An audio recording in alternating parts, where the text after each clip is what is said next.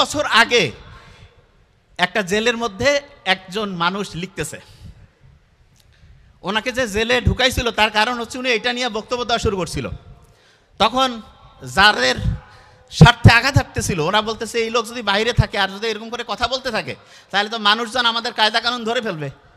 কায়দা কানুন যদি মানুষজন ধরে ফেলে তাহলে মানুষজনকে আমরা হচ্ছে তাদের যে ঐতিহ্য, তাদের যে কৃষ্টি সেইখান থেকে ধ্বংস করে কিভাবে তাদেরকে আমরা আমাদের হচ্ছে যে দাসে পরিণত করব, এটা কিভাবে সে করব, এইটা করার ক্ষেত্রে বড় বাধা হচ্ছিল ওই লোকটা। তখন ওনাকে কি করলো যে আপনাকে হচ্ছে যে বিভিন্ন আপনি মানুষজনকে হচ্ছে ফুসলায় ফাসলায় খারাপ করতেছেন, এই জন্য আপনাকে হচ্ছে জেলে পাঠায় দিল। তা তখনকার সময়েও এখনকার সময়ে আয়না ঘরে যে অবস্থা হয় তখনকার সময় লোক এত খারাপ ছিল না। দেখা যায় তো জেলের মধ্যেও মোটামুটি মানবিক যে মানুষের প্রতি যে একটা কর্তব্য দায়িত্ব সেটা পালন হইতো। তো ওইখানে উনি লিখতেছে যে কিভাবে এই বড় বড় কোম্পানিগুলো বিভিন্ন দেশের যে ঐতিহ্য সংস্কৃতি এটাকে ধ্বংস করে দাসে পরিণত করবে। তো ওইখানে উনি একটা ইন্টারেস্টিং জিনিস লিখছে, সেটা কি জানেন? সেটা হচ্ছে এমন একটা সময় আসবে যখন মানুষ সামগ্রিক যে একসাথে থাকা যে পরিবারগুলো আছে এই পরিবারগুলো ভাগ হবে। উনি লিখতেছে, দেখেন আপনি ইন্টারেস্টিং কি কারণে।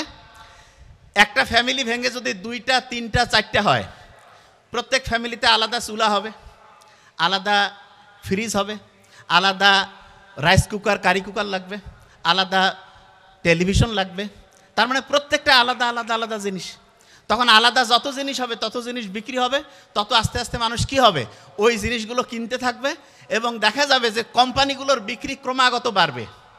এবং মানুষ আজ থেকে আপনি চিন্তা করেন 30-40 বছর আগে আমাদের মা বাবারা আমাদের চাচা চাচিরা কত অল্প ইনকাম করতো, কিন্তু কত সুন্দরভাবে পরিচালিত হতো পরিবারগুলো।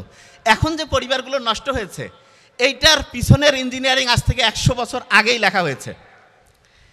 এবং সবচেয়ে ভয়ঙ্কর দিক যেটা সেটা হচ্ছে আমরা এখন মনে করি কি যে না ফ্যামিলি যদি আলাদা থাকে তাহলে সবাই নিজের মতো থাকবো। নিজের মতো থাকতে গিয়ে আপনি দেখেন আপনি দাসে পরিণত হয়েছেন। কীরকম? ফ্যামিলির দেখা যাচ্ছে যে হাজব্যান্ড কাজে গেছে, ওয়াইফও কাজে গেছে, বাচ্চাকে মানুষ করতে দিছে হচ্ছে কাজের যে সহায়তাকারী যে আছে তাদের কাছে। এবং বিজ্ঞানীরা এখন জানে প্রথম 3 বছর বাচ্চা যা দেখে যা শোনে প্রত্যেকটাই তার ব্রেইনের ডেভেলপমেন্টের জন্য সবচেয়ে দামি। একটা বাচ্চা পরিবেশ থেকে শেখে। এখন আপনার বাচ্চাকে যদি আপনি কাজের যে গৃহ সহায়তায় যে আপা বা খালাকে রাখেন তার কাছে যদি রাখেন ওই বাচ্চা যা শিখবে, ওই বাচ্চা যদি মায়ের কাছে থাকতো, নিজের বাড়ির দাদির কাছে থাকতো, নানার কাছে থাকতো, তাহলে ওই বাচ্চা কত অসাধারণ হইতো। এবং এই জিনিসটা প্রথমে কেউ বুঝতে পারে নাই, না বুঝে মনে করছে আমরা স্মার্ট হব, সবাই কাজে যাব, 100% উন্নতি হবে। ঘন্টা উন্নতি হয়েছে। আপনি প্লাস মাইনাস করে খাতা কলম নিয়ে লেখেন। হাজব্যান্ড চাকরি করে ভেরি নাইস, ওয়াইফ চাকরি করতে যে কয় টাকা লাভ করে তার চাইতে বেশি কসমেটিক্সেই শেষ। এবং দেখেন একটা গোটাল মাফিয়া চক্র কিভাবে কাজ করতেছে এটা বুঝার জন্য খাতা কলম নিতে হবে। আমি কিন্তু ধরবো কিন্তু দেখেন যে কীভাবে গোটাল সিস্টেমটা ধ্বংস করছে। আপনার ওয়াইফ বাইরে যাওয়ার জন্য কি যে বিভিন্ন কসমেটিক্স ব্যবহার করবে। ইসলামে তো হারাম বাইরে যাওয়া, মানে বাইরে যাওয়া হারাম বলতে আমি বুঝাচ্ছি হাজব্যান্ড ছাড়া যার সামনে সৌন্দর্য প্রকাশের কোনো অনুমতি নাই, বাইরে চেহারা দেখানোর সুন্দর করে নিজেকে মানে হচ্ছে অন্যের সামনে হচ্ছে আকর্ষণীয় করে উপস্থাপনের কোনো নিয়মই ইসলামে নাই। কিন্তু কি করতেছে? বিভিন্ন কসমেটিক্স মাখতেছে, ঠোঁটের মধ্যে লিপস্টিক মাখতেছে। আপনার মনে হইতে পারে কি এমন হয়েছে, শুনেন। ঠোঁটের মধ্যে যে লিপস্টিক দেয়, লিপস্টিকের মধ্যে একটা টাইপ আছে যেটা হচ্ছে যে ওয়াটার প্রুফ, মানে পানি পড়লেও দেখা যাবে যে ওই লিপস্টিকটা যে আছে সেটা ওই রকমই থাকবে। মেয়েরা যদি জানতো যে এই লিপস্টিক কীভাবে তৈরি হয় অবাক হয়ে যাবে। আপনারা ভেড়াকে চিনেন? ভেড়া, এই যে গরু ছাগলের মতো ভেড়ার যে স্কিন আছে, স্কিন এই যে চামড়া পশমের নিচে ওইখানে এক রকমের গ্রন্থি আছে।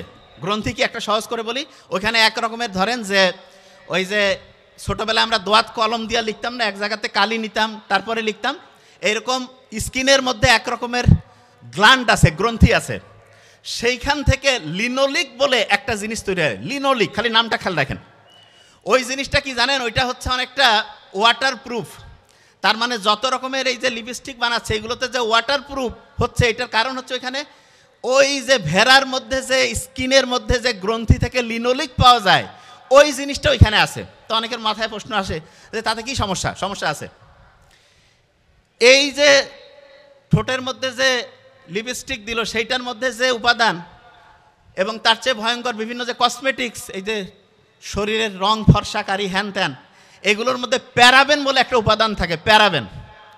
এবং এই উপাদানগুলো এত ডেঞ্জারাস, দেখা যায় যে একটা মেয়ে আলসিয়া হয়ে যায়। যে ভাই আপনি কী করছেন? হ্যাঁ, যে কসমেটিক্স ব্যবহার করে মেয়েরা আলসিয়া হবে? হ্যাঁ, আলসিয়া হবে। কারণ এটা হয় কি, মেয়েদের যে হরমোনাল ব্যালেন্স সেটা ইমব্যালেন্স করে ফেলে। এবং তখন কি হয়, আলসিয়া হয়ে গেল মেয়ে। মেয়ে যখন আলসিয়া হয়ে যাবে, অলস মস্তিষ্ক শয়তানের কারখানা, সমালোচনা শুরু হয়ে গেল। এবং প্রথম ফাইট শুরু হয়ে যায় মা শাশুড়ি, এখান থেকে শুরু। কারণ টাইম যত ফ্রি থাকবে তত শয়তানি বেশি ধরবে। সত্যি কথা বললাম। আপনি দেখবেন পরীক্ষা সামনে আসছে, ওই সময় কিন্তু বাড়িতে কোনো ডিস্টার্ব হয় না। কেন? কারণ সবাই কাজে ব্যস্ত, পড়ায় ব্যস্ত।